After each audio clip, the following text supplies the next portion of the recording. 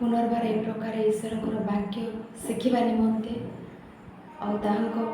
वाक्य विषय जाना निमंते ए प्रकार सुजोग देथिबारु ईश्वर को धन्यवाद जनाऊँगी। से प्रकार एक वीडियो देखुवा प्रत्येक को प्रभु जीशु ख्रीष्ट नाम नमस्कार जनाऊँगी।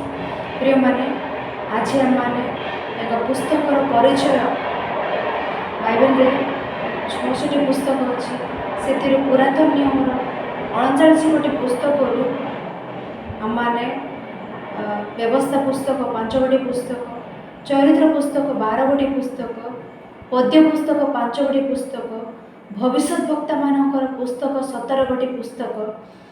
ये 17 गोटी भविष्य वक्ता मान पुस्तक आमने परिचय शिखुछु। से आज आम मैंने 34 नंबर पुस्तक होइथिबा नाहुम पुस्तकर परिचय आमने शिखिबा। केवल आम मैंने पुस्तकर परिचय ही शिखुछु। आमे जदि पुस्तकर थिबा अध्याय सबू पद सबू और ये समस्त विषय जदि आम मैंने शिक्षा करिबा, पुस्तकर विवरण जदि आम मैंने शिक्षा करिबा, आम मानकु अनेक दिन अनेक वर्ष वर्ष वर्ष धरी गोटे पुस्तक परिचय शिक्षा करिबा पाई समय लगी थाए। ताहा जो माने कि प्रतिदिन वाक्य को अध्ययन करती, जो माने कि प्रतिदिन बाइबल पढ़ती, ध्यान करती, बाइबल रो अनुसंधान करती, ए प्रकार बाइबल को हासिल करथिबा व्यक्ति माने ही पुस्तकर विवरणी कहि पारिबे। जेहेतु माने पुस्तकर परिचय माने शिखुछु, पुस्तकर ओवरव्यू आउटलाइन केवल माने शिखिबा बुझीबा, पुस्तकर परिचय माने जानिबा। तो आज आम सम्मुखें थिबा पुस्तक होची नाहुम पुस्तक।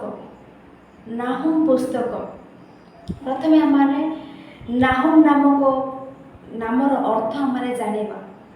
नाहुम नाहुम कहले यार अर्थ होची, नाहुम नामक पदर अर्थ इंग्लिश रे कंफर्ट, कंफर्ट सांत्वना।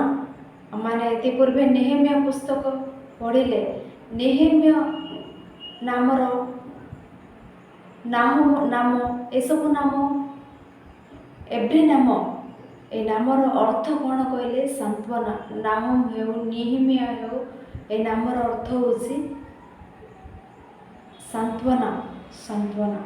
आमे जानिलु नामर नाहुम नामक नामर अर्थ। एबे माने एक नाहुम पुस्तकर लेखक किए कह माने जानिले। नाहुम पुस्तकर लेखक नाहुम पुस्तक प्रथम अध्याय प्रथम पदरे जेहेतु ए दर्शन नाहुम निकट उपस्थित, नाहुम आसे तेणु नाहुम ही नाहुम पुस्तकर लेखक अटंती। आमे नाहुम नामर अर्थ जानिलु, लेखक नाहुम कही जानिलु। एबे ए पुस्तक केउ समय लेखा होई अछि, केउ समय केते बेले ए पुस्तक लेखा होई अछि। साधारणतः माने प्रति पुस्तक रे समय जानि थाओ, को पुस्तक को समय रे को वर्ष रे लेखा होई अछि कली। ए नाहुम पुस्तक केउ वर्ष रे लेखा होई अछि। आमाने राजा मानक समय, राजा मानकर शासन काल को धरी आमने समय जानुथिले। किंतु आमने नाहुम पुस्तक रे 3 गोटे अध्याय थिले, से 3 गोटे अध्याय माने पढ़ुथिला बेले आमनको राजा मानकर नाम, राजा मानकर शासन काल आमनको देखा जीव नाही। आमने एति पूर्वे ओबोधियो पुस्तक परिचय शिखिलु। ओबोधियो पुस्तक परिचय शिखिला बेले सेठारे मध्य राजा मानकर नाम, राजा मानकर शासन काल में जानि न था। प्रथमटे समय किपरि जानिबा कहले गोटे पुस्तक विषय रे राजा मानकर नाम, राजा मानकर शासन काल को धरे। द्वितीय पदटे किपरि माने जानि परिबा समय कहले ए पुस्तक रे लिखित विषय गुड़िक, लिखित घटना गुड़िक, से घटना केउ काल रे घटितिला, से घटना अतीत रे घटितिला ना भविष्य रे घटिबा को जाउ अछि। से समस्त घटना को धरि हम माने पुस्तक को केउ समय लेखा जाय अछि ताहा माने ଜାଣିପାରିବା। ଏ ପ୍ରକାର ଆମେ ଜାଣିପାରିବା। ତ ଏଠାରେ ରାଜାମାନଙ୍କର ନାମ ନାହିଁ। ଏହା କେଉଁ ସମୟରେ ଲେଖା ହୋଇଛି କହିଲେ, ଏଠାରେ ଲେଖାଯାଇଥିବା ଏକ ଘଟଣା ଆମେ ଦେଖିଲେ ନାହୁମ ପୁସ୍ତକ, ସମସ୍ତେ ଆମେ ବାଇବେଲ ଦେଖୁ, ନାହୁମ ପୁସ୍ତକ 3 ଅଧ୍ୟାୟ 8 ପଦ। ନାହୁମ ପୁସ୍ତକ 3 ଅଧ୍ୟାୟ 8 ପଦ। ନାହୁମ ପୁସ୍ତକ 3 ଅଧ୍ୟାୟ 8 ପଦ। ଯେ ନଦୀଗଣ ମଧ୍ୟରେ ଅବସ୍ଥିତା ଓ ଚତୁର୍ଦିଗରେ ଜଳବେଷ୍ଟିତ ଥିଲା, ସମୁଦ୍ର ଯାହାର ଗଡ଼ର ଖାଇ ଓ ପ୍ରାଚୀର ଥିଲା, ଏପରି ନୋ ଆମୋନ ଠାରୁ ତୁମେ କି ଶ୍ରେଷ୍ଠ। ନୋ ଆମୋନ ମାନେ ମିଶ୍ର, ଅସୁରୀୟ ସାମ୍ରାଜ୍ୟ ମିଶ୍ରକୁ ଆକ୍ରମଣ କରିଅଛି। ସେହି ସମୟରେ ଏକ ପୁସ୍ତକ ଲେଖାଯାଇଅଛି। ମାନେ ଖ୍ରୀଷ୍ଟପୂର୍ବ 612 ବର୍ଷ ପୂର୍ବେ, ଖ୍ରୀଷ୍ଟପୂର୍ବ 612 ବର୍ଷ ପୂର୍ବେ ଲେଖାଯାଇଥିବା ପୁସ୍ତକ ହେଉଛି ଏହି ନାହୁମ ପୁସ୍ତକ। ନୋ ଆମୋନ ମିଶ୍ର ଦେଶ ବିଷୟରେ, ଅସୁରୀୟ ମାନେ ମିଶ୍ରକୁ ଆକ୍ରମଣ କରିବା ପରେ ନିନିବିର ପତନ ପୂର୍ବେ ଲେଖାଯାଇଥିବା ପୁସ୍ତକ ହେଉଛି ଏହି ନାହୁମ ପୁସ୍ତକ। ଏଣୁ ମାନେ ସମୟ ଏହି ପ୍ରକାର ଆମେ ଜାଣିପାରିବା। ରାଜାମାନଙ୍କ ନାମ ନଥିବା ମାତ୍ରକେ ଆମମାନେ ନାହୁମ ପୁସ୍ତକର କେତେବେଳେ ଲେଖାଯାଇଅଛି ସମୟ ଜାଣିପାରିବା ନାହିଁ ତାହା ନୁହେଁ। ଏଠାରେ ଲେଖାଯାଇଥିବା ଘଟଣାକୁ, ଏଠାରେ ଲେଖାଯାଇଥିବା ବିଷୟକୁ ଧରି ଆମମାନେ ସମୟକୁ ଆମମାନେ ଜାଣିପାରିବା। ତ ଏହା କେବେ ଲେଖା ହୋଇଛି କହିଲେ, ଅସୁରୀୟ ମାନେ ମିଶ୍ରକୁ ଆକ୍ରମଣ କରିବା ସମୟରେ, କରିବା ପରେ ନିନିବିର ପତନ ପୂର୍ବେ ଲେଖାଯାଇଥିବା ପୁସ୍ତକ ହେଉଛି ନାହୁମ ପୁସ୍ତକ। ଦେଖନ୍ତୁ 9 ପଦ 10 ପଦ। ନାହୁମ ପୁସ୍ତକ 3 ଅଧ୍ୟାୟ 9 ପଦ 10 ପଦ। କୁଶ ଓ ମିଶ୍ର ତାହାର ବଳ ସ୍ୱରୂପ ଥିଲେ ଓ ତାହା ଅସୀମ ଥିଲା। ପୁଟି ଓ ଲୁବିୟମାନେ ତାହାର ସହକାରୀ ଥିଲେ, ତଥାପି ସେ ନିର୍ବାସିତ ହେଲା। ସେ ବନ୍ଦିତ୍ୱ ସ୍ଥାନକୁ ଗଲା। ତାର ଶିଶୁଗଣ ମଧ୍ୟ ସମସ୍ତ ପତମୁଣ୍ଡରେ କଚଡ଼ା ଯାଇ ଖଣ୍ଡ ଖଣ୍ଡ ହେଲେ। ଲୋକମାନେ ତାହାର ମାନ୍ୟ ପୁରୁଷମାନଙ୍କ ନିମନ୍ତେ ଗୁଲିବାଣ୍ଟ କଲେ ଓ ତାହାର ବଡ଼ ଲୋକ ସମସ୍ତେ ଶୃଙ୍ଖଳାରେ ବନ୍ଧା ହେଲେ। ଏମାନେ ଅସୁରୀୟମାନେ ମିଶ୍ରକୁ ଧରିଲା ପରେ, ମିଶ୍ରମାନେ ନିର୍ବାସିତ ହେବା ପରେ ଲିଖିତ କରି ଦେଖାଯାଏ। 663 ବର୍ଷ, ଖ୍ରୀଷ୍ଟପୂର୍ବ 663 ବର୍ଷରୁ ଖ୍ରୀଷ୍ଟପୂର୍ବ 612 ବର୍ଷ ଏହି ମଧ୍ୟକାଳରେ ଲିଖିତ ହୋଇଥିବା ପୁସ୍ତକ ନାହୁମ ପୁସ୍ତକ। ବାଇବେଲରେ ଚରିତ୍ରରେ କେତେକ ବର୍ଷ ଆମମାନେ ସ୍ମରଣରେ ରଖୁ, ସେତେବେଳେ ଆମମାନଙ୍କୁ ବାଇବେଲର କିଛି ବିଷୟ ଗୁଡ଼ିକ ଆମେ ବୁଝିପାରିବା। ଏବେ ଆମେ 612 ବର୍ଷ, ଖ୍ରୀଷ୍ଟପୂର୍ବ 612 ବର୍ଷ କହିଲେ ଏହି ବର୍ଷକୁ ଆମେ ସ୍ମରଣରେ ରଖୁ। ଏ ବର୍ଷ ଅସୁରୀୟ ସାମ୍ରାଜ୍ୟର ପତନ, ନିନିବିର ପତନ କେବେ ଘଟିଥିଲା କହିଲେ 612 ବର୍ଷ। ସେହିପରି ଭାବରେ ଆମେ ପୂର୍ବରୁ ଶିଖି ସ୍ମରଣ କରି ଆସୁଥିବା ଏକ ବର୍ଷ ଖ୍ରୀଷ୍ଟପୂର୍ବ 586 ବର୍ଷ।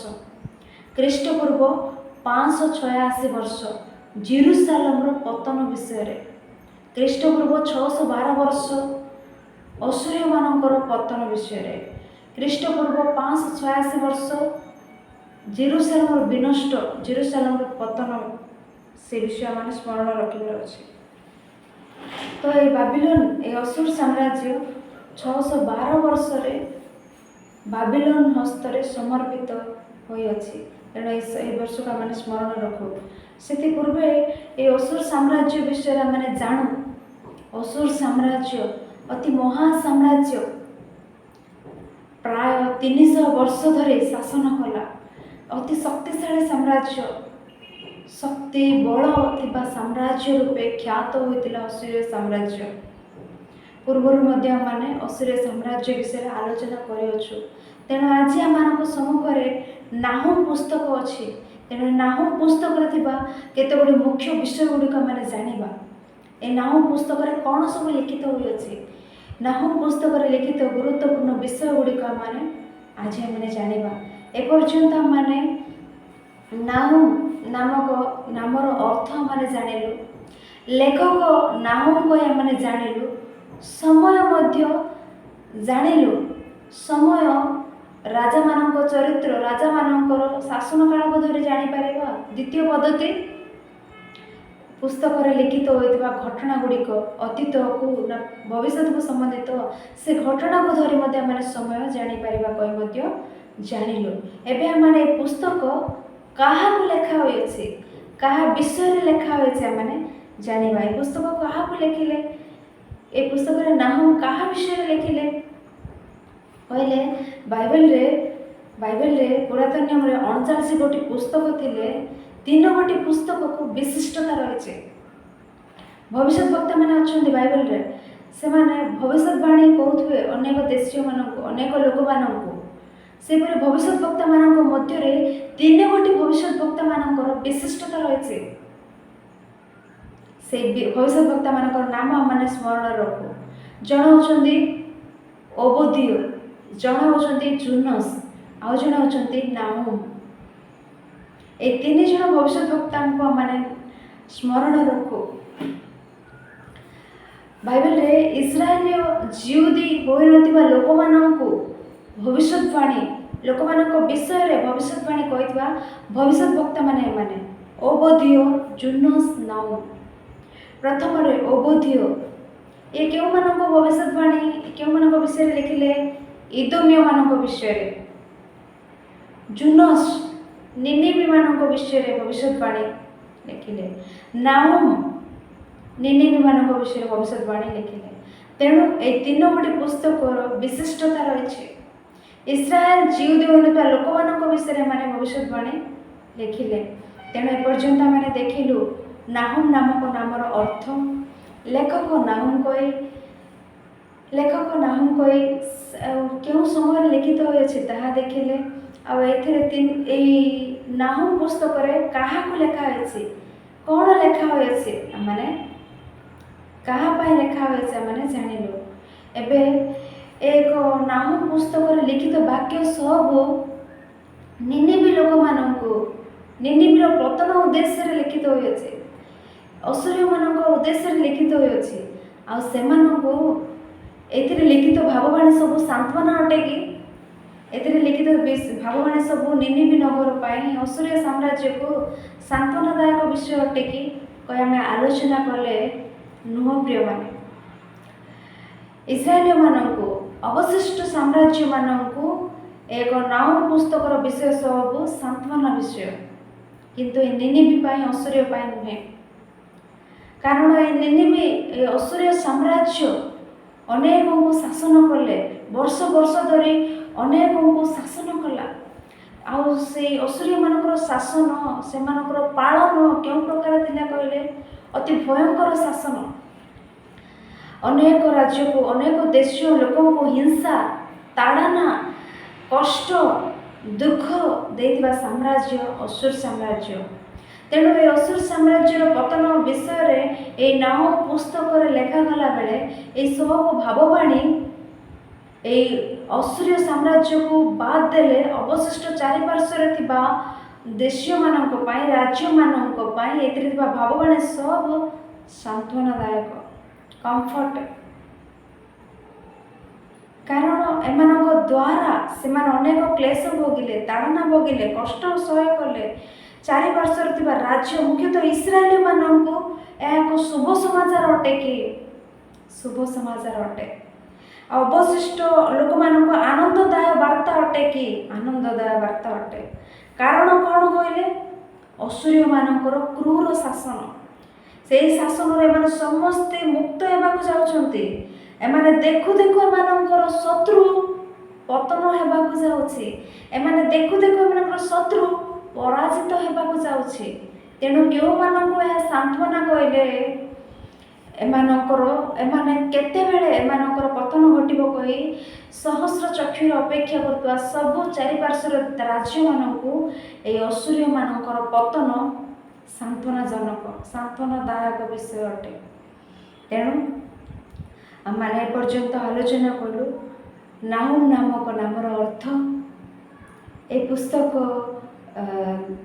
ଲେଖକ କିଏ ନାହୁମ କହି ସମୟ ଆମେ ଜାଣିଲୁ, କାହା ପାଇଁ ଲିଖିତ, କାହା ବିଷୟରେ ଲିଖିତ ଆମେ ଜାଣିଲୁ। ନିନିବି ଅସୁରୀୟ ମାନଙ୍କ ବିଷୟରେ କହି ଏବଂ କାହାକୁ ଏହା ସାନ୍ତ୍ୱନା ବୋଲି କହିଲେ ଇସ୍ରାଏଲ ମାନଙ୍କୁ ଅବଶିଷ୍ଟ ସମସ୍ତଙ୍କୁ ଚାରିପାର୍ଶ୍ୱରେ ଥିବା ସବୁ ଦେଶୀୟ ଲୋକଙ୍କୁ ଏହା ସାନ୍ତ୍ୱନାଦାୟକ ବିଷୟ କହି ସେହି ପ୍ରକାର ଭାବରେ ଆଉ କେତେକ ବିଷୟ ମାନେ ସ୍ମରଣ ରଖୁ।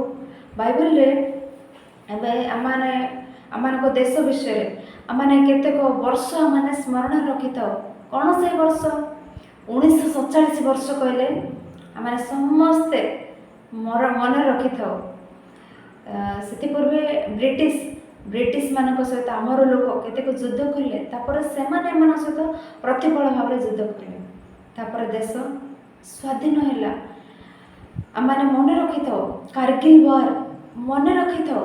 ଆମମାନଙ୍କ ଜୀବନରେ କେତେକ ଉତ୍ତମ ବିଷୟ ଘଟିଲେ ଆମେ ସ୍ମରଣ ରଖିଥାଉ, ମନେ ରଖିଥାଉ। କେତେକ ମନ୍ଦ ବିଷୟ ଘଟିଲେ ମଧ୍ୟ ଆମେ ମନେ ରଖିଥାଉ, ସ୍ମରଣ ରଖିଥାଉ। ଉତ୍ତମ ବିଷୟ ତେଣୁ ସ୍ମରଣ ରଖିବି, ଏହା ମନ୍ଦ ବିଷୟ ମୁଁ ଭୁଲିଯିବି, ଏ ପ୍ରକାର ନାହିଁ। ଆମେ ସବୁ ବିଷୟ ସ୍ମରଣ ରଖିଥାଉ। ସେ ପ୍ରକାର ବାଇବେଲରେ ମଧ୍ୟ କେତେକ ବିଷୟ ଆମେ ସ୍ମରଣ ରଖିବାର ଅଛି। ତାହା କ'ଣ କହିଲେ, ଖ୍ରୀଷ୍ଟପୂର୍ବ 721-22 ଅସୁରୀୟ ମାନେ ଇସ୍ରାଏଲୀୟ ମାନଙ୍କୁ ଆକ୍ରମଣ କଲେ। ଇସ୍ରାଏଲୀୟ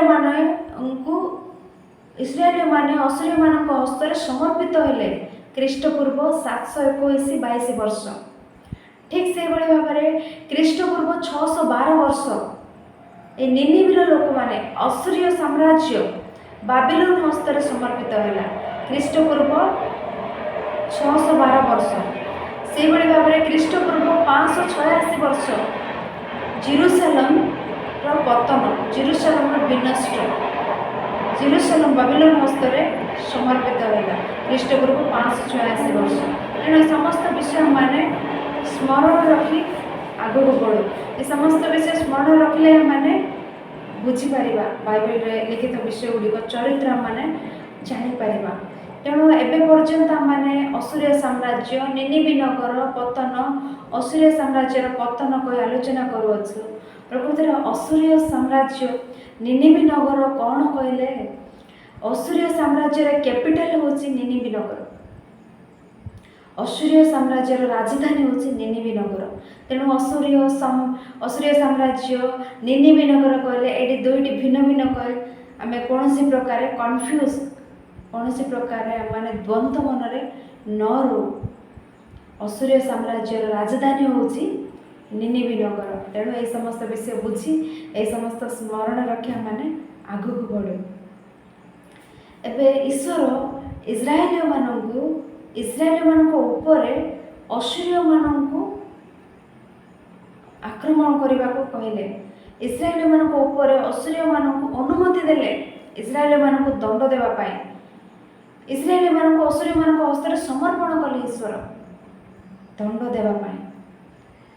ଆମେ ଜାଣୁ ପିତା ଦଣ୍ଡ ଦେବା ପୁତ୍ର କ'ଣ ହୁଏ? ଜ୍ଞାନବାନ ହୁଏ। ପିତା କ'ଣ ପାଇଁ ଦଣ୍ଡ ଦେବେ? ଜ୍ଞାନବାନ ହେବା ପାଇଁ। ଆଉ ପିତା ଦଣ୍ଡ ଦେଲା ପରେ ମଧ୍ୟ ଜ୍ଞାନବାନ ନହେଲେ, ମୂର୍ଖ ହୋଇଗଲେ ପିତା କ'ଣ କରିବେ କୁହନ୍ତୁ? ପିତା ଦଣ୍ଡ ଦିଅନ୍ତି କାରଣ ପରିବର୍ତ୍ତନ ଦେଖିବା ନିମନ୍ତେ। ପିତା ଦଣ୍ଡ ଦିଅନ୍ତି କାରଣ ସେ ପରିବର୍ତ୍ତିତ ହେବାର ଅଛି, ପରିବର୍ତ୍ତିତ ହୋଇ ଜ୍ଞାନବାନ ହେବାର ଅଛି, ସେ ବଦଳିବାର ଅଛି କହି। କିନ୍ତୁ ପିତା ଦଣ୍ଡ ଦେଲା ପରେ ମଧ୍ୟ ମୂର୍ଖ ରୂପେ ବଦଳିଲେ କ'ଣ କରିବେ? ଉଦାହରଣକୁ ଆଉ ଈଶ୍ୱର ଉଦାହରଣ ଭାବରେ ଆମେ ବୁଝିପାରିବା ଈଶ୍ୱର କାହିଁକି ଇସ୍ରାଏଲୀୟମାନଙ୍କୁ ଅସୁରୀୟମାନଙ୍କ ହସ୍ତରେ ସମର୍ପଣ କଲେ କହେ। ବେଳେବେଳେ ପିଲାମାନଙ୍କୁ ଆମେ ଟ୍ୟୁସନ୍ ସ୍କୁଲକୁ ନେଇ ଆମର ପିଲାମାନଙ୍କୁ ଭଲରେ ପାଠ ପଢ଼ାନ୍ତୁ। ଯଦି ସେମାନେ ପାଠ ନ ପଢ଼ନ୍ତି ଉତ୍ତମ ରୂପେ, ସେମାନଙ୍କୁ ପନିସମେଣ୍ଟ ଦିଅନ୍ତୁ, ସେମାନଙ୍କୁ ପିଟନ୍ତୁ, ମାରନ୍ତୁ, ସେମାନେ ଯେପରି ଭଲ ଭାବରେ ପଢ଼ିବେ କହିଥାଉ। ଟିଚର ସେତେବେଳେ କ'ଣ କରିବେ? ୟାଙ୍କର ପିତାମାତା ହିଁ ଆମମାନଙ୍କୁ ଅନୁମତି ଦେଇଛନ୍ତି କ'ଣ କହି, ୟାକୁ ପିଟ, ଏ ପାଠ ନ ପଢ଼ିଲେ ପିଟ, ମାର ବୋଲି। ତେଣୁ ୟାକୁ ପିଟିବା, ମାରିବା, ୟାର ଗୋଡ଼ ହାତ କାଟିକି ହାଣିକି ଆମ ପାଖକୁ ଯଦି ଆଣିବେ, ଛୁଆକୁ ମାରିବା ପାଇଁ, ପନିସମେଣ୍ଟ ଦେବା ପାଇଁ ପିତାମାତା ହିଁ କହିଲେ। तेणु ये छुआ को गोड़ हाथ हाणी काटिकी आम पाखु आणिले आमको किपरि लागिबो आमे सहाय करिपारबा आमे सहाय करिपारबा कि ठीक से भाव ए विषय मैंने बुझीपारे ईश्वर असुर मानक अनुमति देले इस्राएल मान को दंड देवाई से मैंने कौन कले देखु जिसाया पुस्तक माने समस्ते बाइबल खोली देखु जिसाया पुस्तक 7 अध्याय 18 पद जिसाया पुस्तक 7 अध्याय 18 पद जिसाया पुस्तक 7 अध्याय 18 पद जिसाया पुस्तक 7 अध्याय 18 पद पुणे से दिन सदाप्रभु मिस्र देशीय नदी समूह प्रांतस्थ मक्षिकार प्रति और असुर देशीय मधुमक्षिका प्रति शीष देवे असुर देशीय मधुमक्षी बोली कहले असुर देशर महुमाछी प्रति शीष देवे ईश्वर व्हिसिल कर डाकिबे असुर्य मान महुमाछी सहित तुलना कर 8 अध्याय 4 पद देखु जिसाया पुस्तक 8 अध्याय 4 पद कारण बालक मोर पिता और मोर माता बोली डाकिबा ज्ञान पाइबा पूर्वे धमस्कस धन और समरियार लुट असुर राजार आगे आगे बही नियाजिबो समरिया इस्राएल माने असुर सम्मुख में बही नियाजिबे असुर बही नहीं जीव इस्राएल मानक बोली कहते ठीक से भाव में आम मैंने 10 अध्याय 5 पद पढ़ु जिसाया पुस्तक 10 अध्याय 5 पद 10 अध्याय 5 पद हाय असुर से आमर क्रोध रूप दंड तार हस्तर आमर कोप रूप जष्टि अच्छी हाय असुर ए पद को आम स्किप करी से आमर कोप रूप दंड असुर आमर क्रोध रूप दंड ताहार हस्तर आमर क्रोध रूप जष्टि अच्छी पिला माने त्रुटि कले बापा पिला माने त्रुटि कले बापा जष्टि भाड़ी धरिबो ठीक से ईश्वर इस्राएल माने त्रुटि करिबारु ईश्वर जष्टि भाव में क्या व्यवहार कले कहले असुर्य मानकु जष्टि रूपे व्यवहार करबा परे आम मानकु देखा जाउछि सेति बाइबल गोटे वाक्य अच्छे जे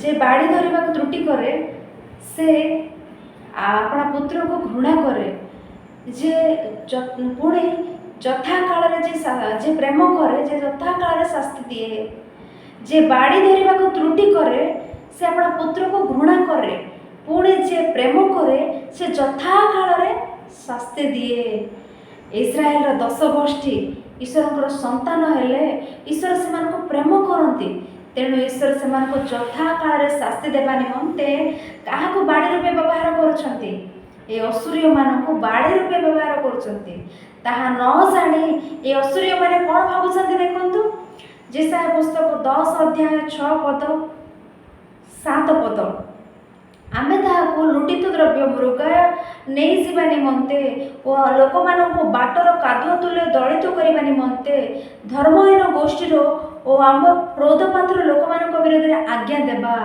तथापि ताहार अभिप्राय सेपरि नुहे काहार अभिप्राय सेपरि नुहे असुर्यर अभिप्राय सेपरि नुहे किंबा ताहार हृदय सेपरि भावे नहीं मात्र विनाश करने को अनेक गोष्ठी को उच्छिन्न करने को ता हृदय रे अच्छी ईश्वर कौन चिंता कले इस्राएल माने त्रुटि करछंती असुर को बाड़ी रूपे व्यवहार करेंगे से शास्ति देवे से परिवर्तित हेबे किंतु असुर कौन कला मोर बल अच्छी मोर शक्ति अच्छी मु अधिकार पाइबी इस्राएल मानक मु दंड देवी कही इस्राएल मानक बद्ध कर मारे मारे लगिला कौन करुचे देखो मारे मारे ईश्वर जी दंड देवार अच्छे से कहने से दंड देना ताठार भी अधिक दंड इस्राएल को दौर अधिक दंड इस्राएल को दौर आम आज मैंने देखी था अधिकार पाइबा मनुष्य माने जहाँ ताहा करिबारे लागिछंती अधिकार पाइबा मनुष्य माने जहाँ करने आग को बढ़ती जेते नीच जेते तल को हेले ओलाई जाती जहाँ करने से माने आग को जाती अधिकार पाइबा से अधिकार केते काल रहिबो कहंतु चिरकाल मनुष्यर अधिकार रहिबो कि मनुष्यर जीवन कौन बाष्पतुल्य नुहे कि मनुष्यर जीवन ही बाष्पतुल्य है बेले मनुष्यर अधिकार कौन चिरकाल रही कि ସଦ୍ଦାମ ଶାସନ କଲେ, ତାଙ୍କର ଅଧିକାର ଚିରକାଳ ରହିଲା କି? ସମସ୍ତେ ସ୍ମରଣ ରଖିଛନ୍ତି କି? ହିଟଲର ଶାସନ କଲେ, ତାଙ୍କର ଅଧିକାର ଚିରକାଳ ରହିଲା କି? ସମସ୍ତେ ସ୍ମରଣ ରଖିଲେ କି? ଅଧିକାର ନାହିଁ। ଉତ୍ତମ ନାମ ଆମମାନେ ଅର୍ଜନ କରିବାର ଅଛି, ଉତ୍ତମ ନାମ ଆମମାନେ ଜଗତରେ ଲାଭ କରିବାର ଅଛି। ଉତ୍ତମ ନାମ ଚିରକାଳ ରହିବ। ଅଧିକାରୀ ନହେଲେ ବି, ଶାସନ ନ କଲେ ବି ଅନେକଙ୍କର ନାମ ଆଜି ଚିରକାଳ ଆମମାନଙ୍କ ସ୍ମରଣରେ ଅଛି। କେତେକଙ୍କର ନାମ, ମଦର ତେରେସା ସେବା କାର୍ଯ୍ୟ କଲେ, ତାଙ୍କର ସେବା କାର୍ଯ୍ୟ ଆଜି ପର୍ଯ୍ୟନ୍ତ ଘଟୁଅଛି। ସମସ୍ତେ ତାଙ୍କୁ ସ୍ମରଣ ରଖୁଛନ୍ତି। ଉତ୍ତମ କର୍ମ କରୁ, ଉତ୍ତମ କାର୍ଯ୍ୟ କରୁ, ଆମମାନଙ୍କୁ ଲୋକେ ସ୍ମରଣ ରଖିବେ। ଅଧିକାର ଚିରକାଳ ରହିବ କି? ତେଣୁ ଏମାନେ ଈଶ୍ୱର ଯେଉଁ ମାତ୍ରାରେ ଦଣ୍ଡ ଦେବାର ଅଛି ସେଇ ମାତ୍ରାରେ ଦଣ୍ଡ ଦିଅ କହିଲେ, ତଥାପି ତାହାର ଅଭିପ୍ରାୟ ସେପରି ନୁହେଁ। ଈଶ୍ୱରଙ୍କର ଅଭିପ୍ରାୟ ସେ ପ୍ରକାର, ଅସୁରୀର ଅଭିପ୍ରାୟ ସେ ପ୍ରକାର ନାହିଁ। ଆମର ବଳ, ଆମର ଶକ୍ତି କହି ଦଣ୍ଡ ଦେବାରେ ଲାଗିଛି। ଯେପରିକି ଉଦାହରଣ ଆମମାନେ ଆଲୋଚନା କଲୁ, ଗୋଟେ ଟିଚର, ବାପା ମା ପରମିଶନ ଦେଲେ ଛୁଆକୁ ପିଟିବା ପାଇଁ, ତେଣୁ ଗୋଡ଼ ହାତ ଆଣିକି ଆମ ପାଖକୁ ଆଣିଲେ ଆମକୁ କେମିତି ଲାଗିବ? ସେ ପ୍ରକାର ଅସୁରୀୟମାନେ ଇସ୍ରାଏଲୀୟମାନଙ୍କ ପ୍ରତି ସେଇ ପ୍ରକାର ଅଧିକ ଦଣ୍ଡରେ ଈଶ୍ୱରଙ୍କ ସମ୍ମୁଖରେ କାର୍ଯ୍ୟ କଲେ ଈଶ୍ୱରଙ୍କୁ କେଉଁ ପ୍ରକାର ଲାଗିବ? ସେ ପ୍ରକାର ଆମେ 10 ଅଧ୍ୟାୟ 8 ପଦ ପଢ଼ୁ, ଇଶାୟା ପୁସ୍ତକ 10 ଅଧ୍ୟାୟ 8 ପଦ। କାରଣ ସେ ଅନେକ, ସେ କହେ ଆମର ଅଧିପତିଗଣ ସମସ୍ତେ କି ରାଜା ନୁହନ୍ତି? କଲନ ଓ କର୍କମିଶ୍ର ତୁଲ୍ୟ ନୁହେଁ? ହମାତ କି ଅର୍ପଦ୍ର ତୁଲ୍ୟ ନୁହେଁ? ସମରିଆ କି ଧମସ୍କସ ତୁଲ୍ୟ ନୁହେଁ? ଯେଉଁ ପ୍ରତିମାଗଣ ରାଜ୍ୟ ସକଳ ଖୋଦିତ ମୂର୍ତ୍ତି ସମୂହ ଜେରୁସାଲେମର ସମରିଆର ମୂର୍ତ୍ତିଗଣ ଅପେକ୍ଷା ଶ୍ରେଷ୍ଠ, ସେସବୁ ରାଜ୍ୟ ଆମର ହସ୍ତଗତ ହୋଇଅଛି। ଆମେ ସମରିଆ ଓ ତାର ପ୍ରତିମାଗଣ ପ୍ରତି ଯେପରି କରିଅଛୁ, ଜେରୁସାଲେମ ଓ ତାର ପ୍ରତିମାଗଣ ପ୍ରତି କ'ଣ ସେପରି କରିବା ନାହିଁ? ଆମେ ସେଇ ରାଜ୍ୟର ପ୍ରତିମାଗଣ, ସେଇ ନଗରର ପ୍ରତିମାଗଣ, ସମସ୍ତଙ୍କୁ ଆମେ ଶାସନ କଲୁ, ସମସ୍ତଙ୍କୁ ଆମେ ଆକ୍ରମଣ କଲୁ। ଏଇ ଜେରୁସାଲେମକୁ, ଏଇ ଇସ୍ରାଏଲକୁ ମଧ୍ୟ ଆମେ ଆକ୍ରମଣ କରିବୁ। ସେଇ ଈଶ୍ୱର ବି ସେଇ ପ୍ରକାର ନୁହନ୍ତି? এই ପ୍ରକାର ସାଧାରଣ ଭାବରେ ମନେ କରୁଅଛନ୍ତି, এই ପ୍ରକାର ଗର୍ବ ଅହଙ୍କାର କରୁଅଛନ୍ତି। ଏବେ 12 ପଦ ପଢ଼ନ୍ତୁ। ଏହେତୁ ଏପରି ଘଟିବ ଯେ ପ୍ରଭୁ ସିଓନ ପର୍ବତରେ ଓ ଜେରୁସାଲେମରେ ଆପଣ ସମସ୍ତ କାର୍ଯ୍ୟ ସାଧନ କଲା ଉତ୍ତାରେ ଆମେ ଅସୁର ରାଜାର ଅହଙ୍କାରମୟ ଚିତ୍ତ ରୂପ ଫଳର ଓ ଉଚ୍ଚ ଦୃଷ୍ଟି ରୂପ ଆଡ଼ମ୍ବରର ପ୍ରତିଫଳ ଦେବା। କ'ଣ କହୁଛନ୍ତି? ଈଶ୍ୱରଙ୍କୁ ଅହଙ୍କାର କହିଲେ ଇଚ୍ଛା ନାହିଁ, ଈଶ୍ୱରଙ୍କୁ ଗର୍ବ କହିଲେ ଇଚ୍ଛା ନାହିଁ। କ'ଣ ଧରି ଆମମାନେ ଗର୍ବ କରିବା? କ'ଣ ଅଛି କହି ଆମମାନେ ଅହଙ୍କାର କରିବା? ଆମଠାରେ ଧନ ଅଛି ବୋଲି, ଆମଠାରେ ସୁନ୍ଦରତା ଅଛି ବୋଲି, ଆମଠାରେ ବଳ ଅଛି ବୋଲି, ଆମର କୁଳ ବୋଲି, ଆମର ଅଧିକାର ଅଛି ବୋଲି ଆମେ ଅହଙ୍କାର କରିବା କି? ଗର୍ବ କରିବା କି? ଆମର ଧନ କେତେ ଦିନ, କେତେ କାଳ? କେଉଁ ସବୁ ବିଷୟ ଧରି ଆମେ ଆଜି ଅହଙ୍କାର କରିବା? କେଉଁ ସବୁ ବିଷୟ ଧରି ଆମେ ଆଜି ଗର୍ବ କରିବା? ଏକ ସମୟରେ ଗର୍ବ କଲେ ରାଜା ନବୁକଦନେସର। ଆମେ ଜାଣୁ ଚରିତ୍ରରେ ରାଜା ନବୁକଦନେସର ଗର୍ବ କଲେ। ଈଶ୍ୱର କ'ଣ କଲେ? 4 ବର୍ଷ ଘାସ ଖୁଆଇଲେ, 4 ବର୍ଷ ଘାସ ଖୁଆଇଲେ। ଶେଷରେ 4 ବର୍ଷ ପରେ ଚେତା ପାଇଲେ, 4 ବର୍ଷ ଘାସ ଖାଇଲେ। ସେଇ ପ୍ରକାରେ ଶେଷ ରାଜା ବେଲଶେଚର ସେ ଜେରୁସାଲେମରୁ ଅଣାଯାଇଥିବା ପାତ୍ର ଗୁଡ଼ିକୁ ଆଣି ଆପଣା ପତ୍ନୀମାନଙ୍କ ସହିତ, ଉପପତ୍ନୀମାନଙ୍କ ସହିତ, ଆପଣା ଦାସ ଦାସୀମାନଙ୍କୁ ଡକାଇ ଆଣି ସେଇ ପାତ୍ର ଗୁଡ଼ିକରେ ଦ୍ରାକ୍ଷାରସ ପାନ କରୁଅଛନ୍ତି। ସେତେବେଳେ କ'ଣ ଘଟିଲା? ରାତିରେ, ସେଇ ରାତି ହିଁ ତାଙ୍କର ଶେଷ ରାତି, ସେତେବେଳେ ହିଁ ମଲେ। ଆଜି ଆମମାନେ ଗର୍ବ କରିବା କି? ଅହଙ୍କାର କରିବା କି? କେଉଁ ସବୁ ବିଷୟ ଧରି ଅହଙ୍କାର କରିବା? କେଉଁ ସବୁ ବିଷୟକୁ ଧରି ଆଜି ଗର୍ବ କରିବା? ଆମର ସୁନ୍ଦରତାକୁ ଧରି ଆମେ ଗର୍ବ କରିବା କି? ଆକ୍ସିଡେଣ୍ଟ ଘଟିଲେ ଆମର ସୁନ୍ଦରତା କ'ଣ ହୋଇଯିବ? ଆକ୍ସିଡେଣ୍ଟ ଘଟିଲେ ଆମର ବଳ କ'ଣ ହୋଇଯିବ? ଆମମାନଙ୍କର ଜୀବନ କ'ଣ ବୋଲି ଆମେ ଗର୍ବ କରିବା? ବାଷ୍ପତୁଲ୍ୟ କ୍ଷଣକାଳ ଏଇ ଜୀବନରେ କେଉଁ ବିଷୟ ସବୁ ଧରି ଆମେ ଗର୍ବ କରିବା, ଅହଙ୍କାର କରିବା? ନାହିଁ ପ୍ରିୟମାନେ, ଆମମାନେ ଗର୍ବ କରିବା ନାହିଁ, ଆମମାନେ ଅହଙ୍କାର କରିବା ନାହିଁ। ଆମେ ଗର୍ବ ଅହଙ୍କାର କଲେ, ଈଶ୍ୱର ଆଘାତ କଲେ ଆମମାନଙ୍କର ଜୀବନ ମାଟିରେ ମିଶିବ, ଆମମାନେ ଶବ ହୋଇଯିବା, ଆମେ ଧୂଳି ହୋଇଯିବା। ଏ କ୍ଷଣକାଳ ଜୀବନରେ, ए क्षणकाଳ आयुष्य बଞ୍ଚुवा आमे माने ईश्वर द्वारा बଞ୍ଚुवा आम मैंने कहीं अहंकार करवा कहीं गर्व करवा गर्व कला असुरीय साम्राज्य। तेणु ईश्वर कहते आमे प्रतिफल देवा आमे दंड देवा आमे प्रतिफल देवा आमे दंड देवा तुमको से निनिबी को ये असुरीय साम्राज्य को ईश्वर दंड देवाक जाउछंती। से दंड से किपरि देबे कहीं असुरीय मानू निनिबी को दंड देवे से विषय ही नाहुम पुस्तक नाहुम भाववाणी लिखुवे।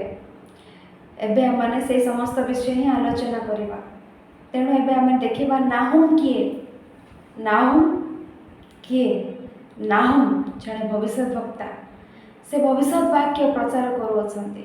से कौन कहते कहले कहीं निनिबी को दंड कहीं निनिबीर पतन उद्देश्य से लिखिले कहीं निनिबी पतन अच्छे आम जानवर अच्छे ना आम भी से प्रकार न बंची रही अच्छे ना से लेखाई रखिले कहीं निनिबी को दंड कहले।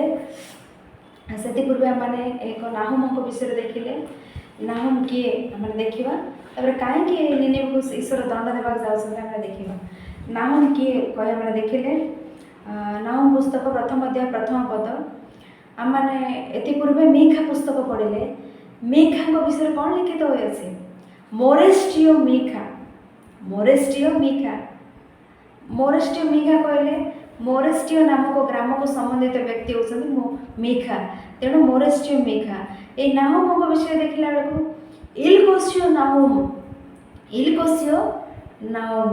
इलकोसियो कौन कहले समस्त अभिमत नाना प्रकार रही किंतु अधिकांश रूपे लोक मान अभिमत को माने ग्रहण करवा अधिकांश रूपे लोक मैंने ओल्ड टेस्टमेंट अनुसार कौन कहते कहले गालीलियो मानकर स्थान को इलकोसियो बोली कहुए गालीलियो मान स्थान एक स्थान को इलकोसियो बोली कहुए कहते से भाव न्यू टेस्टमेंट बेलू आम आलोचना कला बेलू केतेक कहती न्यू टेस्टमेंट बेलू आम आलोचना कले कर्पनाहुम से काल इलकोसियो ये काल में कर्पनाहुम रूपे डका जाऊँगी न्यू टेस्टमेंट नूतन नियम अनुसार कहते बेले बेले मैंने जानू से समय से वर्ष मान मध्य मद्रास रूपे डका जाऊर यही दिन मानक चेन्नई रूपे डका जाऊँगी स्थान गोटे किंतु नाम परिवर्तन से प्रकार कर्पनाहुम आज कर्पनाहुम से इलकोसियो। तेणु ये विषय को आम स्मरण रखू।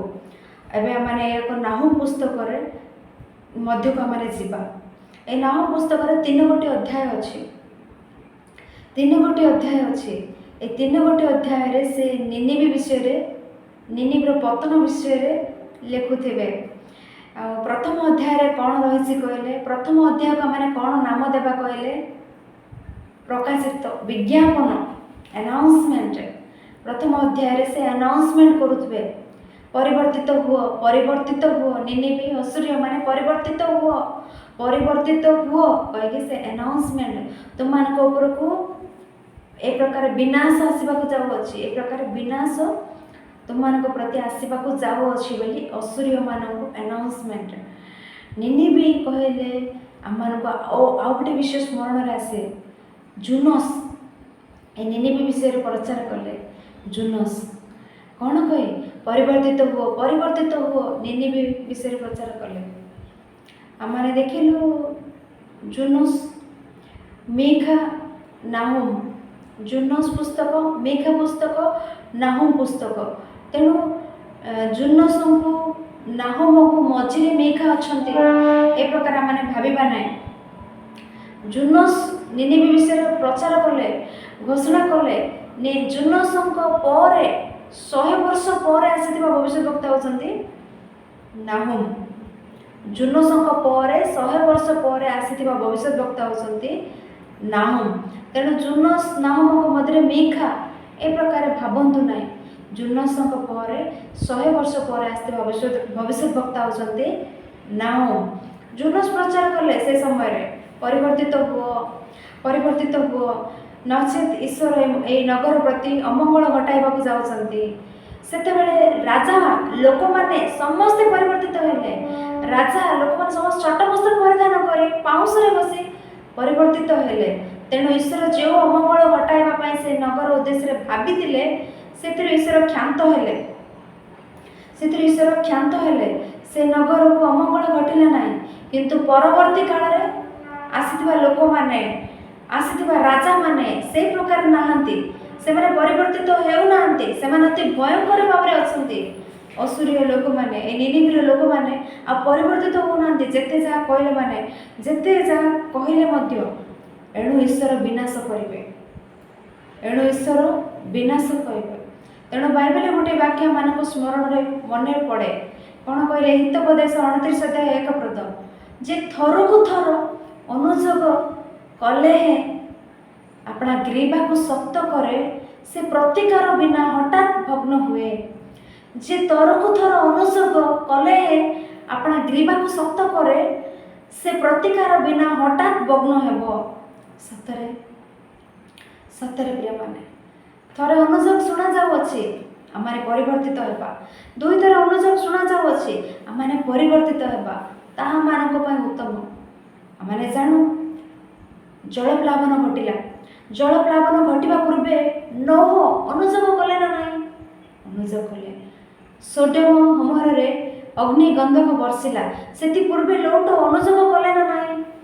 ଅନୁଯୋଗ କଲେ। ପରିବର୍ତ୍ତିତ ହେଲେ କି? ଅନୁଯୋଗ କାହିଁକି କରାଯାଏ କହିଲେ? ପରିବର୍ତ୍ତନ ପାଇଁ। ପରିବର୍ତ୍ତନ ଚାହାନ୍ତି ଈଶ୍ୱର, ସେଥିପାଇଁ ଅନୁଯୋଗ ଦିଅନ୍ତି। ପରିବର୍ତ୍ତନ ନହେଲେ, ପରିବର୍ତ୍ତନ ହେବାର ଅଛି। ପରିବର୍ତ୍ତନ ହେବ ବୋଲି କହି ଅନୁଯୋଗ ଆସିଲା କହି ପରିବର୍ତ୍ତନ ହେବାର ଅଛି। ପରିବର୍ତ୍ତନ ହେବ କହି ମନକୁ ପରିବର୍ତ୍ତନ ନ କରି ବେଶକୁ ପରିବର୍ତ୍ତନ କଲେ, ବାହ୍ୟ ରୂପ ପରିବର୍ତ୍ତନ କଲେ, ଅନ୍ତଃକରଣ ପରିବର୍ତ୍ତନ ନ କରି ବାହ୍ୟ ରୂପ ପରିବର୍ତ୍ତନ କଲେ, এই ପ୍ରକାରେ ଆମମାନେ କରୁଥିଲେ। ଆମମାନେ ଭାବିଥାଉ ମୁଁ ବାହ୍ୟ ରୂପ ପରିବର୍ତ୍ତନ କରିଛି, ଅନ୍ତଃକରଣ ପରିବର୍ତ୍ତନ କରେନି, କିଏ ଜାଣିନି। ଈଶ୍ୱରଙ୍କୁ ଆମେ ପ୍ରବଞ୍ଚନା କରୁଛୁ ବୋଲି ଆମେ ଭାବିଥାଉ। କିନ୍ତୁ ଆମେ ଆପଣାକୁ ପ୍ରବଞ୍ଚନା କରିଥାଉ।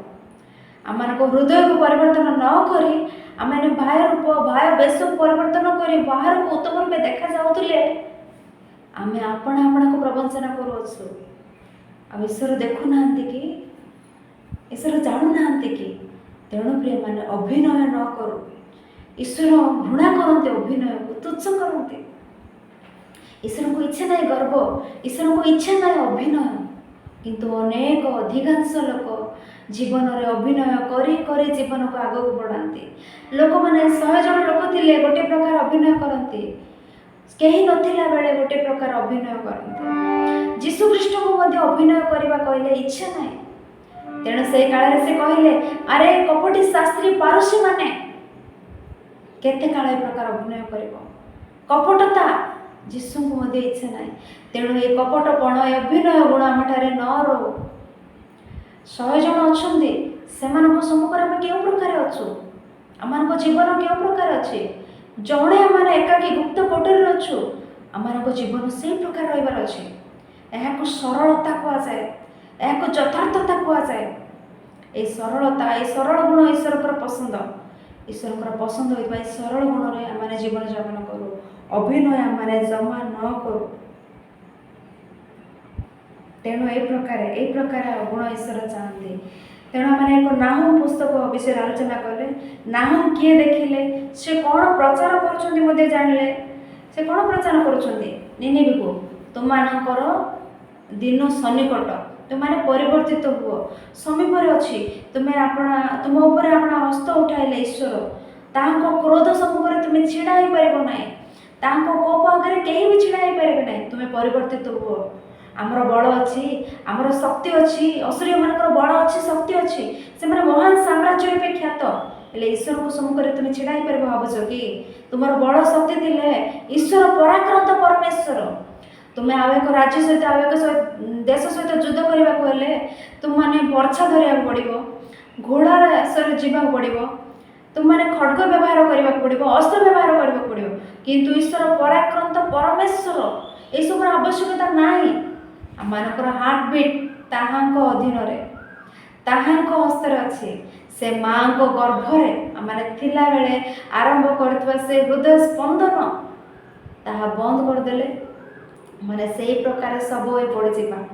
तेणु ईश्वर को सम्मुख तुम छिड़ा ही पारिबो नाही कोई अनाउंसमेंट असुरिय मानू आज आम मानू ईश्वर को विरोध में आम छिड़ा ही पारिबो नाही। ईश्वर को अनिच्छुक कौन से कार्य आम माने न करू से वार्निंग देउथबे से प्रकार ईश्वर को साधारण मन कर नाही मनीष साधारण मन कर ईश्वर को साधारण मन कर नाही से तुम आघात करेंगे से तुम मारे कहते देखु नाहुम पुस्तक प्रथम अध्याय 2 पद नाहुम पुस्तक प्रथम अध्याय 2 पद सदा प्रभु स्वगौरव रक्षणे उद्योगी परमेश्वर और प्रतिफल दाता अटंती। सदा प्रभु प्रतिफल दाता क्रोधपूर्ण अटंती। सदा प्रभु अपना विपक्ष गण को प्रतिफल दियंती और अपना शत्रुगण निमंते कोप संचय करंती। एठारे कहिले आमे काहा पर प्रतिफल काहा सदा प्रभु प्रतिफल दाता सदा प्रभु प्रतिफल दाता।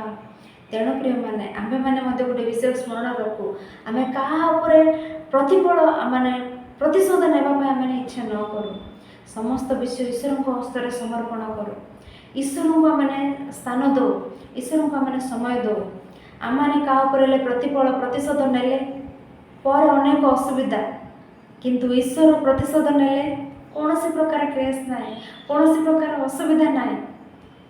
आज अनेक लोक विरोध उठी थाई पारती अनेक लोक अनेक अमंगल कार्य अनेक दुष्टामीर कार्य घटाई पारती ना। ईश्वर को स्थान दियो ईश्वर से देखिए ईश्वर से विषय बुझे क्यों मानू क्यों स्थान रे क्यों प्रकार कौन करार अच्छी ईश्वर ता करेंगे।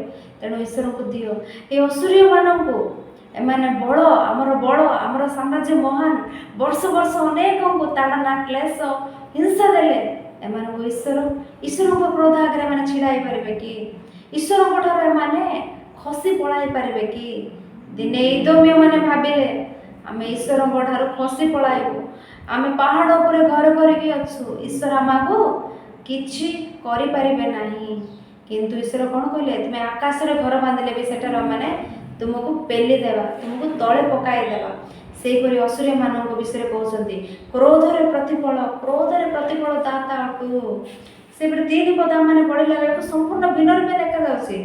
सदा प्रभु क्रोधरे धीर और पराक्रम महान कौन सी प्रकार दोषी को निर्दोष करेंगे नहीं। सदा प्रभु क्रोधरे धीर और पराक्रम महान सदा प्रभु दीर्घ सहिष्णु रूपे देखा जाऊँगी। 2 पद प्रथम पद द्वितीय पद देखला पर्यंत आमको गोटे प्रकार लगुच तृतीय पद देखले सदा प्रभु क्रोधर धीर दीर्घ सहिष्णु बेले बेले लोक मैंने सदा प्रभुଙ୍କର उत्तमता को भी जानी पड़ना ईश्वर गुड़ार उत्तम प्रिय मान से जेपरी केतेक परिवर्तित हेबे केतेक मन फेराइबे एथिपाई ईश्वर दीर्घ सहिष्णु अटंती से प्रति यह देखी केतेक लोक ईश्वर को बुझी न पारे कौन कहते ईश्वर कौन ताको मारुना ईश्वर कौन या मारुना मारे ना से दीर्घ सहिष्णु से अपेक्षा कर परिवर्तित हेब बोधे बोली किंतु उत्तम लोक ईश्वर को मन को जाना लोक ईश्वर को कार्य सब बुझती ओहो ईश्वर ये से दिन एम दंड दे नथिले बुझती ए प्रकार ईश्वर को मन को आम बुझे चेष्टा करूँ से प्रकार आम देखिले नाहुम पुस्तक प्रथम अध्याय 3 पद आम पढ़ले तोफान मध्य सदाप्रभुଙ୍କର पथ अच्छी और मेघमाला तांकर पाद धूली से अपेक्षा करेंगे परिवर्तित हम कही परिवर्तित नहेले दीर्घ सहिष्णु अच्छी से प्रतिदिन दुष्ट प्रतिदिन क्रोधकारी परमेश्वर अटंती दुष्ट भाव रहिले से केते काल दीर्घ सहिष्णु हे दुष्ट भाव रहिले से प्रतिदिन से क्रोधकारी परमेश्वर अटंती ईश्वर क्रोधकारी ईश्वर दीर्घ सहिष्णुता अच्छी क्रोध क्षणकाल किंतु दीर्घ सहिष्णुता प्रेम ही आम अधिक रूपे वाक्य देखा जाए प्रेम मैंने नाहुम पुस्तक प्रथम अध्याय 7 पद जो मैंने निर्भर करते से जानते यहीपरी परिस्थिति से अपेक्षा कर एमाने फेरिबे बोधे आमने ताकर मन क्यों प्रकार ईश्वर आमने फेरिले ईश्वर क्षमा करदेवे ईश्वर दया करेंगे ईश्वर जानवे आम किंतु न फेरिले न परिवर्तित हेले संहार न परिवर्तित हेले संहार नाहूम पुस्तक प्रथम अध्याय 8 पद मात्र से प्लावनकारी बन्या द्वारा से स्थान निशेष रूपे संहार करेंगे अपना शत्रुगण को अंधकार को तोड़ीदेवे फेरिले फेरिले सुरक्षित भाव रखिए जानवे आम न फेरिले अंधकार पकाईदेवे ईश्वर को न्याय है ना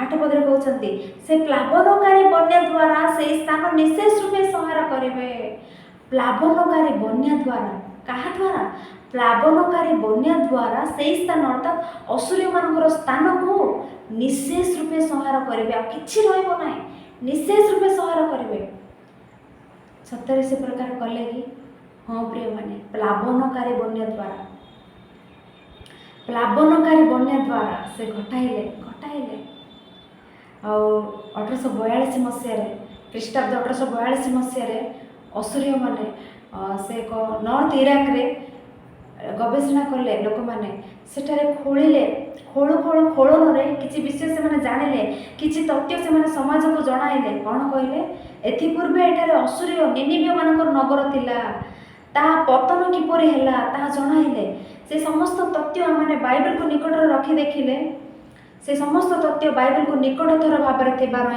थी लागू अच्छी माने बाइबल थियोलॉजिकली भाव जोग्राफिकली भाव में केड़े सत्य आमने ज्ञात होबार अच्छे यह न जानी किसी लोक माने बाइबल मत ग्रंथ बाइबल एक धर्म ग्रंथ कही यह विरुद्ध में कहते से मैंने कहीं विरुद्ध में कहते कहले से मैंने या विरुद्ध द्वेष कहते किंतु से माने ए सत्य न जानी द्वेष कहते बाइबल एक धर्म ग्रंथ कहे किंतु बाइबल धर्म ग्रंथ नुहे एतिर समस्त स्थान समस्त विषय प्रमाणित होई आधार रूपे रही से 1842 मसीह नॉर्थ इराक रे खोलन खोलुवा तथ्य उदय से बाइबल निकटतर विषय कहले आमने बाइबल रे आमने देखिले माने फर्स्ट मैप देखिले फर्स्ट मैप देखंतु जल प्लावन द्वारा असुरी मान साम्राज्य विनाश है सतरे फर्स्ट मैप आमने देखिले बाइबल शेष फर्स्ट मैप आम देखू फर्स्ट मैप देखिले निनिवी आम देखा जाऊँगी निनिवी ता तले टाइग्रिस नदी निनिवी देखा जाऊँगी ये टाइग्रिस नदी जल एका संगे फुली उठिला चारिपार्श्वर टाइग्रिस नदीर जल फुली उठिला निनिवी असुरीय साम्राज्य अच्छी आ एक पार्श्वर बाबिलोन माने आसिले शत्रु माने आसिले चारिपार्श्वर टाइग्रिस नदीर जल फुली उठिला एक पार्श्वर शत्रु माने आक्रमण कले एई प्रकार असुरीय माने निशेष रूपे संहारित हेले देखंतु के प्रकार से माने भाविले गर्व कले अहंकार कले कौन कही आम चारिपार्श्वर बड़ प्राचीर अच्छी असुरी मान चारिपार्श्वर ए प्राचीर को अतिक्रम कर आसीपारे ना कि आमको किसी करें ना किंतु से पाचेरी चारिपार्श्वर नदीर जल फुलिला बाबिलोनिय मान हस्तर एम समस्ते समर्पित हेले एमाने पराजित हेले असुरीय माने बाबिलोन सम्मुखें दिने ये प्रकार इदोमियन माने पर्वतर बसी पर्वत उपर किए आसब पर्वत उपर आम किसी हेनी पर्वत पर आम बास करूँ ये प्रकार गले गर्व कले कि चरित्र देखिलु एवं असुरीय माने बड़ पाचेरी अच्छी ईश्वर को सम्मुखें किए छिड़ा हो पार असुरीय माने ना इदोमिय माने क्यों माने ना आज आम मैंने ईश्वर को सम्मुखें कहीं हेले भी छिड़ा हो पारे ना तेणु बाबिलोनिय माने 612 वर्ष बाबिलोनिय मान द्वारा पराजित है असुरीय माने निशेष रूपे संहारित हेले नाहुम प्रथम अध्याय सारा नाहुम भाववाणी प्रचार अनाउंसमेंट करुवे प्रथम अध्याय 11 पद आम देखिलु 11 पद आम देखा थे नाहुम पुस्तक प्रथम अध्याय 11 पद सदाप्रभु विरुद्ध रे जे कुसंकल्प करे से जे दुष्क्रिया करने को परामर्श दिए एपरी एक जन तुम मध्य बाहर हो जाइए। 14 पद पुणी सदाप्रभु तुम विषय रे आज्ञा करियछन्ति जे तुम नाम रूप बीज बुणा नईब तुम देवालय आ खोदित प्रतिमा और चांचरे डला प्रतिमा उच्छिन्न करिबा आमे तुमर कभर प्रस्तुत करिबा कारण तुमे पाप दाम अट पाप धम अट। कौन कहते ईश्वर असुरीय मानक विषय आमे तुमर कभर प्रस्तुत करिबा कारण तुमे पाप धाम अट पाप धम अट। पाप धम कहले कौन सी कार्य न करिबा लोक पाप धम अट।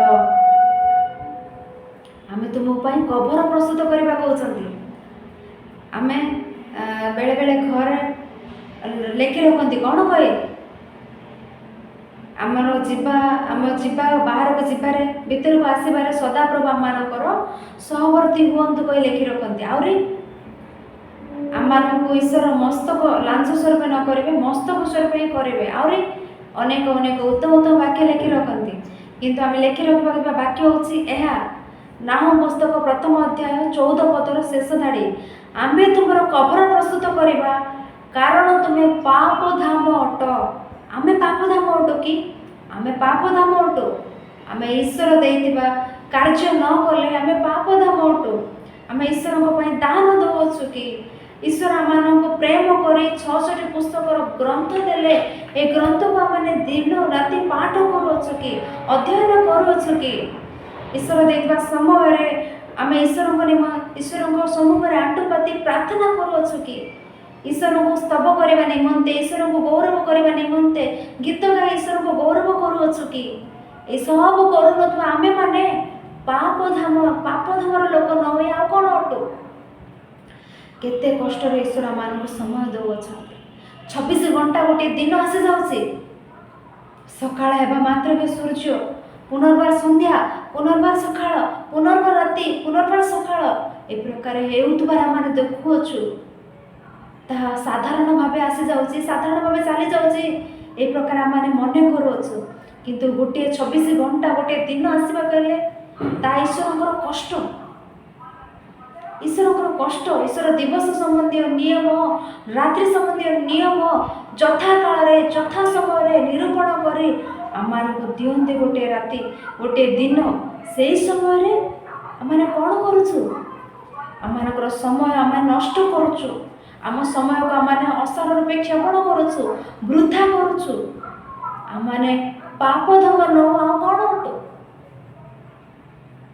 ईश्वर को जो माने ईश्वर दौरा समय को वृथारे क्षेपण करती समय को टाइम पास करती समय मान न जानी खाइबा बुलिबा भ्रमण करवा एपटे जीवा सेपटे जीवा ए प्रकार समय को दिवा रात्र नष्ट करती मोबाइल देखिकी गेम खेलिकी नाना प्रकार एप्रे समय नष्ट करती से देखी ईश्वर इच्छा करूना ईश्वर से देखी घृणा करती कारण मु अति कष्ट रूपे समय तुमको दौसी मो निमंते बचब कही तुम समय को नष्ट करुच कि हेले तुम्हें ही पाप धमर लोक अट।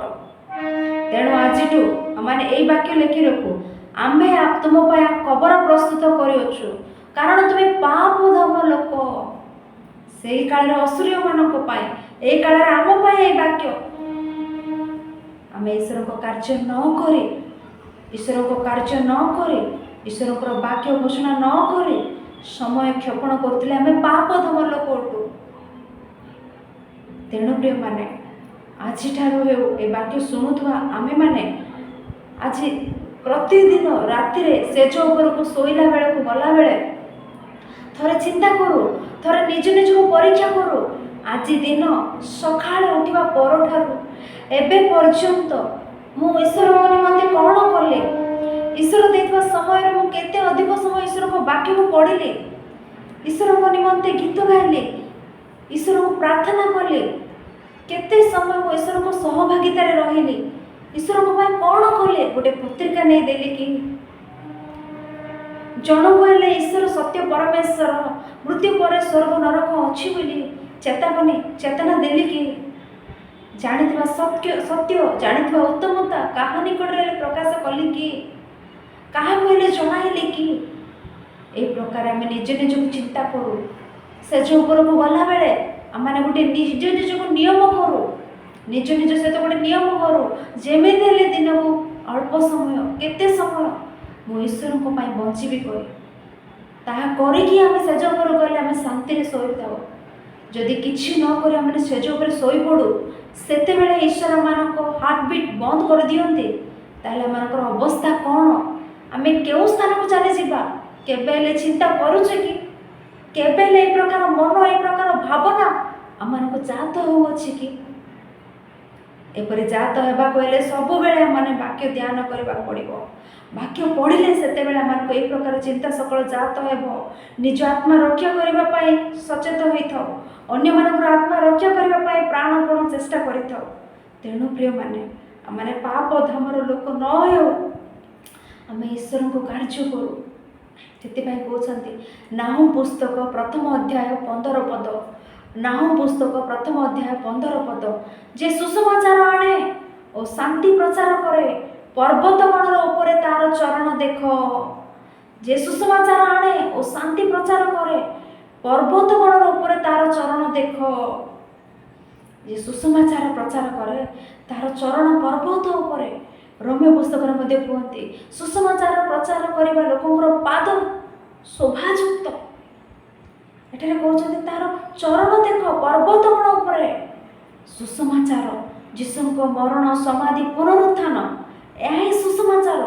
ଆମ ବିଷୟରେ ଆମେ କହିଲେ ତା ସୁସମାଚାର ନୁହେଁ। ଏ ଜଗତରେ ଉତ୍ତମ ସମାଚାର କ'ଣ ହେଲେ ଅଛି କହିଲେ? ତା ଖ୍ରୀଷ୍ଟଙ୍କ ସମାଧି, ଖ୍ରୀଷ୍ଟଙ୍କ ମରଣ, ସମାଧି, ପୁନରୁତ୍ଥାନ ହିଁ।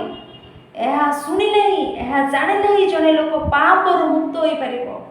ଯୀଶୁଙ୍କର ତ୍ୟାଗ ବିଷୟରେ ଜାଣିଲେ ହିଁ ଜଣେ ପାପର ଜୁଆଳିରୁ, ପାପର ବନ୍ଧିତ୍ୱରୁ ମୁକ୍ତ ହୋଇ ପବିତ୍ର ରୂପେ ଜୀବନଯାପନ କାଟିପାରିବ। ତେଣୁ ଏହି ପ୍ରକାର ସୁସମାଚାରକୁ ଆମମାନେ ପହଞ୍ଚାଇବାର ଅଛି। ଏହି ସୁସମାଚାରକୁ ଆମମାନେ ଘୋଷଣା କରାଯିବାର ଅଛି। ଯେତେବେଳେ ଦେଖିଲେ ମୋବାଇଲରେ, ଯେତେବେଳେ ଦେଖିଲେ ପରସ୍ପର ସହିତ କଥାବାର୍ତ୍ତା ହେଲାବେଳେ ଆମ ବିଷୟରେ କହିଥାଉ, ତା ସୁସମାଚାର ହେବ ନାହିଁ। ସେହିପରି ଲୋକମାନଙ୍କର ଚରଣ ପର୍ବତ ଉପରେ ଦେଖାଯିବ ନାହିଁ, ସେହିପରି ଲୋକମାନଙ୍କର ପାଦ ଶୋଭାଯୁକ୍ତ ନୁହେଁ। କିନ୍ତୁ ଯେଉଁମାନେ ସୁସମାଚାର ଆଣନ୍ତି, ଯେଉଁମାନେ ସୁସମାଚାର ଘୋଷଣା କରନ୍ତି, ସେମାନଙ୍କୁ ଈଶ୍ୱର ଏତେ ଉଚ୍ଚ ରୂପେ ଦେଖୁଛନ୍ତି।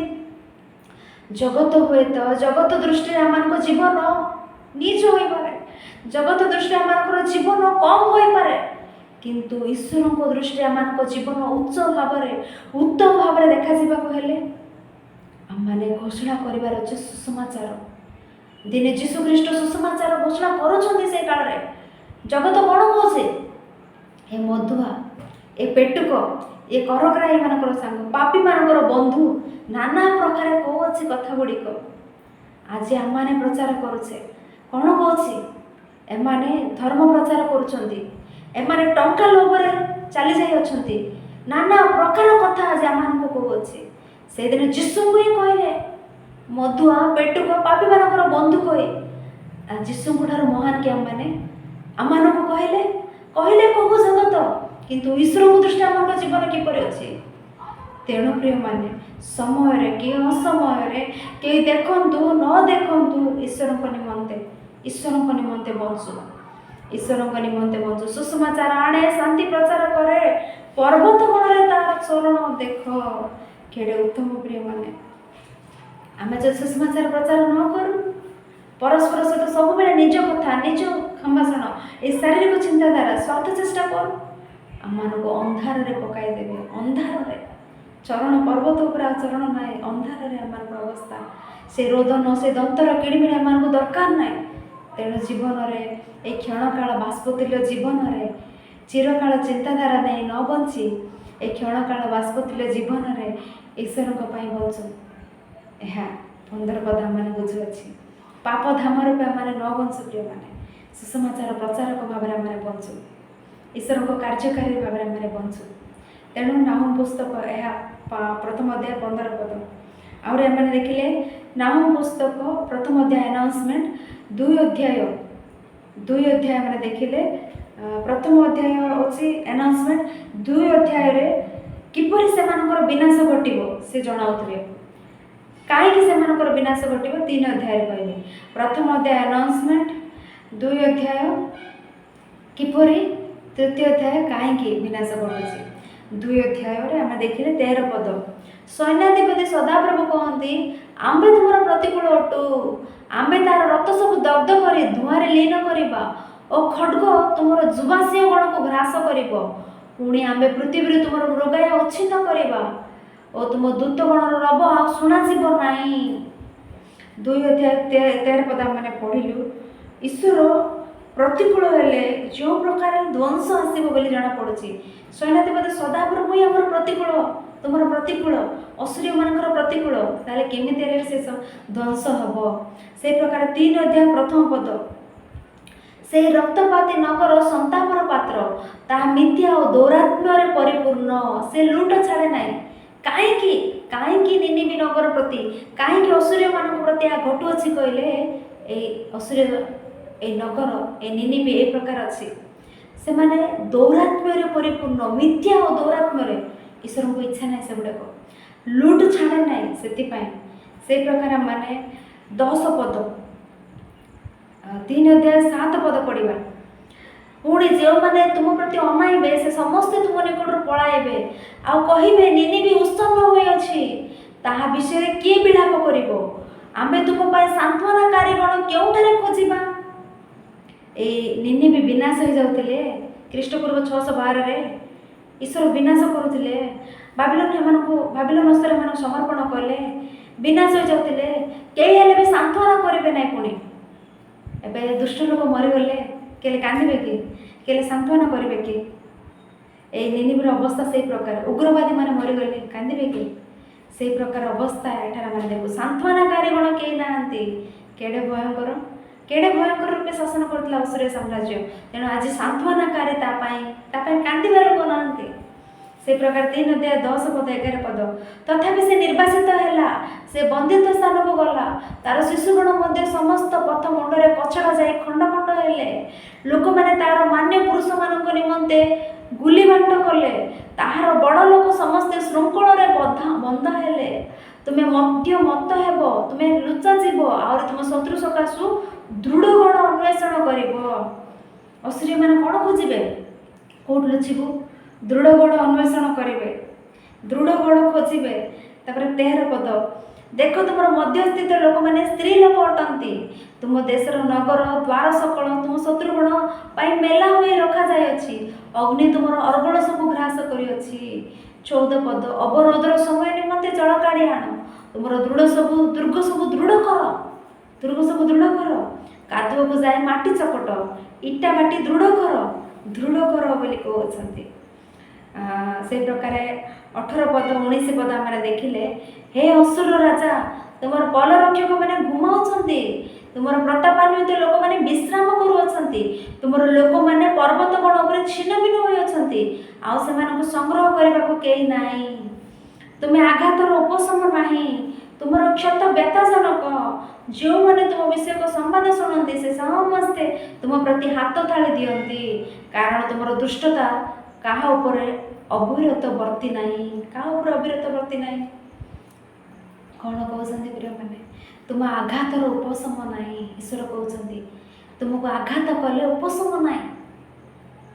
ଈଶ୍ୱର ହିଁ ଆଘାତ କଲେ ଉପଶମ ରହିବ କି? ଆୟୁବଙ୍କ ବିଷୟରେ ଈଶ୍ୱର କୁହନ୍ତି, ଆମ୍ଭେ ଆଘାତ କରୁ, ଆୟୁବ ପୁସ୍ତକରେ, ଆମ୍ଭେ ଆଘାତ କରୁ, ଆମେ ସୁସ୍ଥ କରୁ। ଈଶ୍ୱର ଆଘାତ କରି ଈଶ୍ୱର ସୁସ୍ଥ କରିପାରନ୍ତି, କିନ୍ତୁ ଏଠାରେ କ'ଣ କହୁଛନ୍ତି ଅସୁରୀୟମାନଙ୍କ ବିଷୟରେ? ତୁମ ଆଘାତର ଉପଶମ ନାହିଁ। ଡକ୍ଟର ପାଖକୁ ଗଲେ ଆମକୁ କୌଣସି ରୋଗ ହେଲେ ଔଷଧ ଅଛି, ଉପଶମ ଅଛି, ସୁସ୍ଥ ହୋଇଥାଉ। ରୋଗ ଥିଲେ ସେ ଔଷଧ ଖାଇ ସୁସ୍ଥ ହୋଇଥାଉ, କିନ୍ତୁ ଅସୁରୀ ଆଘାତ ହେଲେ ଉପଶମ ନାହିଁ, ଆଉ ସୁସ୍ଥ ହେବ ନାହିଁ। ଅସୁର ନିନିବି ଆଉ ସୁସ୍ଥ ହେବ ନାହିଁ। କେଡ଼େ ଭୟଙ୍କର ପରିସ୍ଥିତି ଦେଖନ୍ତୁ ପ୍ରିୟମାନେ, ଆଉ ସୁସ୍ଥ ହେବ ନାହିଁ। ତାପରେ ତୁମର ଯେଉଁମାନେ ତୁମ ବିଷୟକୁ ସମ୍ବାଦ ଶୁଣନ୍ତି ସେ ସମସ୍ତେ ତୁମ ପ୍ରତି ହାତ ଥାଳି ଦିଅନ୍ତି।